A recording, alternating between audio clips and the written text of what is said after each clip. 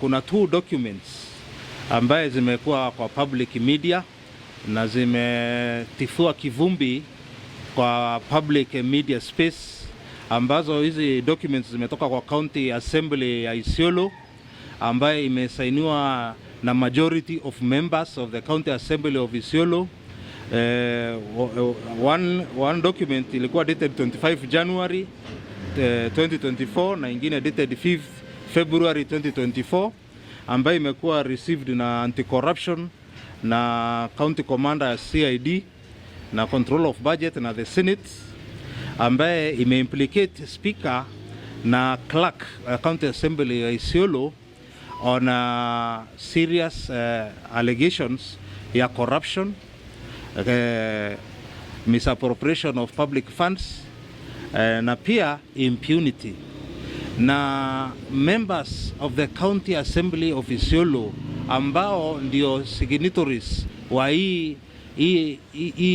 hizi dossier ambazo wamesubmit kwa anti-corruption na other relevant addressed bodies ya serikali, tunaona watueleze ni nini wanataka na public, kwa sababu hawajakuja kinagaubaga kwa umma, kwa media kueleza hii barua, kuikanusha ama kuihakiki, kwa sababu tunaona hizi allegations kama hizi zinaweza kufanya jamii zikawa hazielewani, wana disturb peace, kwa sababu if they are the real owners of these letters ambazo wana submit kwa public, then they should come out openly, kwa sababu either they are intimidated by the powers from above ama ni nini, kwa sababu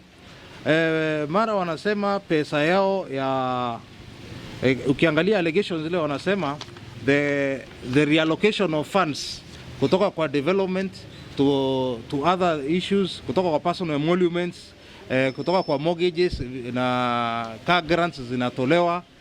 Mara watu wamejipatia allowances of 1 million every month. Mara wala watu wana supply assembly ni the same requisitors, approvers and the same payers kama clerk. Very serious allegations ya Public Finance Management Act. So tunauliza our MCAs, sasa tunasikia sasa wameambiwa mara pesa imekuwa reallocated haraka haraka wapelekwe Dubai. Tunaomba hiyo matrip kama ya Dubai ikanseliwe mara moja, kwa sababu inaonekana kuna utepetevu kwa hii assembly, ama wastakiwe na clerk na speaker on defamation, kwa sababu mwezi kuandikia umma ya kwamba huyu mtu amepora, ameiba, amefanya, alafu amutoki kukanusha ama mara amujiamini. So ile kitu nimesema nitauliza ni MCAs to come out clearly, na also nauliza the government will take necessary steps kuangalia what has been raised by the assembly, if it is true, through investigations. Number of MCAs ambao wana sign hii ni overwhelming.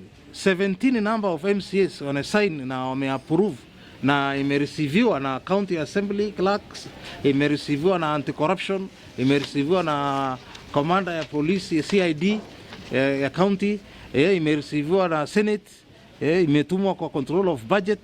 So these are serious allegations that we request the necessary organizations to take action, na tunaomba wana Isiolo wa maintain peace, wasichochewe na wanasiasa, wa sort out their mess, wasituletee ile nini kama wanataka kitu kutoka kwa hawa viongozi wao, wasilete kwa public domain kutugonganisha. So mimi naona kuna utepetevu, na we call for this for this organizations ambazo zimekuwa addressed to take these letters serious, because the MCA seems to be intimidated, or they don't have enough balls to stand by their words. Ama Hatuelewi kabisa, lakini the public is now, kivumbi imetokea, lakini tunaomba watu wa Isiolo wa remain united. So kwa hii story inaendelea, apart from kuwa MCAs tunataka wa own wakuja publicly watu waeleze umma.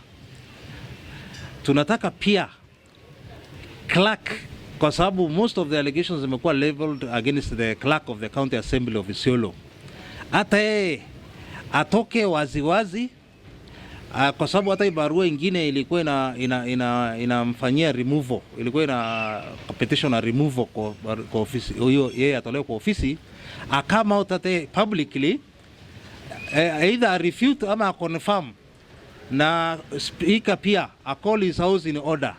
Na huyu speaker anapaswa pia atuambie kama kwa nini alineglect ku reply ile barua iliandikwa tarehe 25 na members na wakasign, na if alifanya any reply, tunataka pia akuwe accountable, atuonyeshe through even the answered, na hata watume pia kwa vyombo vya habari.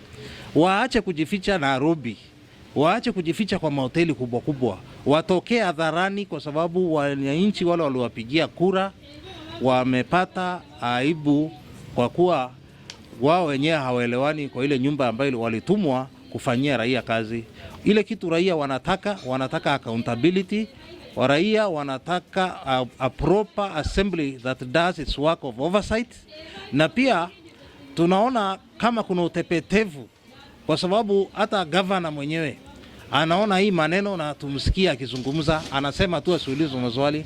Tunamwambia Your Excellency Governor Abdi Guyo, maswali utaulizwa, bora uliomba kura. Kama uliomba kura na ukapigwa kura na watu wa Isiolo, maswali watakuuliza ya pesa yao, maswali watakuuliza ya ile kazi unawafanyia, na wasiporidhika wataendelea kukuuliza maswali. Kwa hivyo any public officer ambaye amekuwa elected or nominated or appointed must be answerable, na asiseme asiulizwe maswali. That's why we are calling out the members to come out clearly, and that's why we are asking hard questions. Why was these letters drawn? Was there a serious allegation on them? If they were, what next?